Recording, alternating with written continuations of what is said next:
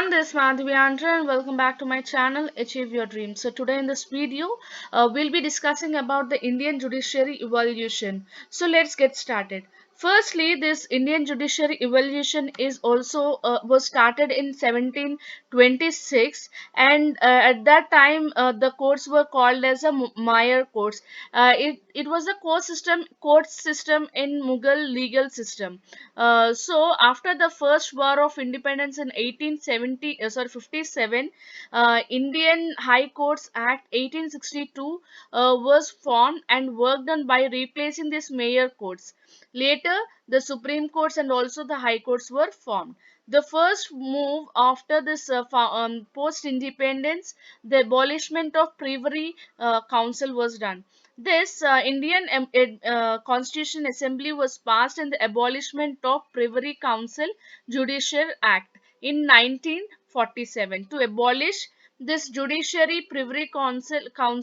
It respect to appeals from the India and also to provide this pending appeals. Later, the Constitution of India, our Constitution of India was formed before 70 years. That is, our Constitution was formed on 26 January 1950 with an ambitious political experiment involving the universal adult franchise, federalism, social revolution, and also the deep equal Indian society, unequal Indian society. At present, in Indian judiciary or a legal system broadly divided into three, that is the Supreme Court, High Court, and subordinate court in the bottom. Okay, the superior court was this Supreme Court, and in the middle court it is district wise it is High Court, and the state wise High Court, and in this district wise sub courts will be there.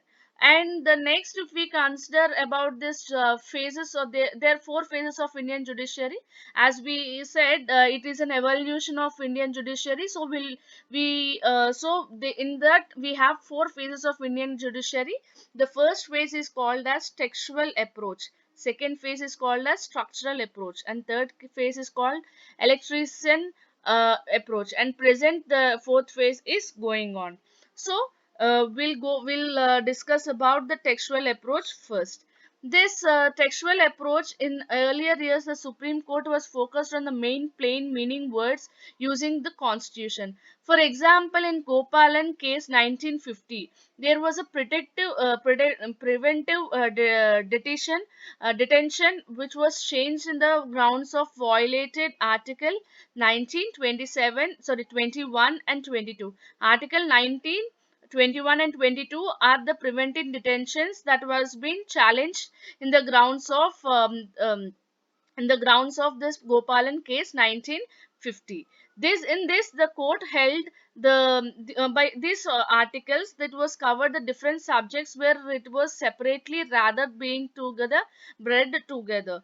Okay, so separately the judgment was being given, and the court read this constitution literally, and concluding that there was no limitation for the parliamentary power to amend the constitution, especially in fundamental rights. So in that second phase of this structural approach, the commonly first phase and the second phase were as similar as second phase is as similar as first one. Okay, the interpretation of this constitution was entrusted for this constitution benches, which was comprising with five or more judges in the court, and where it was actually carefully reasoned, and they have as a limit to scope this prudential confusion, and also the demand for the reconsideration or refer the larger constitution benches. And also the appeal for the text of the constitution was gradually overtaken by the appeals of this constitution over a structure and also the unity of this appeal. Okay, at that time, if we consider this Keshavananda Bharati versus Kerala, state of Kerala in 1973, court concluded that the parliament power to amend the constitution which does not extend any altering basic of the structure. And later, in Manika Gandhi versus Union of India in 1978, the court rejected the Gopalan case, which was given in the previously in 1950. They have rejected this Gopalan approach and conceived this the fundamental rights or has a comprehensive bill of rights rather than the miscellaneous grouping this constitutional guarantees, which means the fundamental rights can be amended, okay, or can be amended. And later, this is the right to life is incriminately interrupted to include the wide range of articles rights such as clean air, speedy trail, and free legal aid was actually has the wide range of actually in the right to was added in this right to life. And later in this phase 3 electricism, this Supreme Court has interpretive philosophy turned with far more result oriented than it has been offered caused with this legal reasoning the issues. The lead of the doctrinal enhancer, the different benches adopting the inconsistent and interruptive approaches that has been based by this concept of this court rule. For example, if there are cases which are involved, okay, involved with the different questions and their interpretation of the constitution, such type of cases concerning with NRC, okay, with the electrical board with the electoral bond scheme that has been used for adjudicated upon the benches of two or more judges.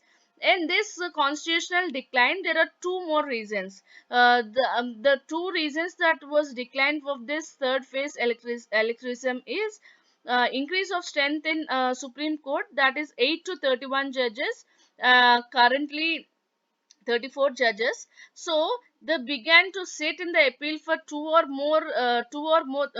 three judges, that was effectively transforming this vocal group that was a dozen of supreme sub supreme courts. So this court has begun to decide the cases by certain in this conception of its own rule, rather it is a sensual of a democracy or a protector of the market economy. So this was this whole so phase 3, and comes to the last phase of the present phase. In this 2021, we are currently in the midst of transforming into the third phase to the fourth phase. In this phase, the courts are acknowledged on the purpose of which the constitution has been enacted, because the critical or to this interruptive exercise. This court is now beginning from the interrupt to the constitution in accordance with its revolvery and also the transformative potential, which was already original in the extended in our own founders. So we are actually we wanted to be the we are in the process of fourth phase, okay. And the future, what was the expectation for the future courts? Mainly about a dozen of a significant constitution bench, the decisions of the Supreme Court from since 2018, September 2018, it has been renewal of decision making by this constitution benches. They include the court decisions which was striking down from Article 377, the criminal offence of adultery, and also brings the office of the Chief Justice of India within the scope of Right to Information Act. So this Supreme Court have kept the focus on the purpose of the Constitution, which was brought while interrupting the laws or Constitution or also the executive decision, etc. So that's it for today. I hope you like the video. If you like my video, please do like, share and subscribe to my channel, and have a great day. Bye bye.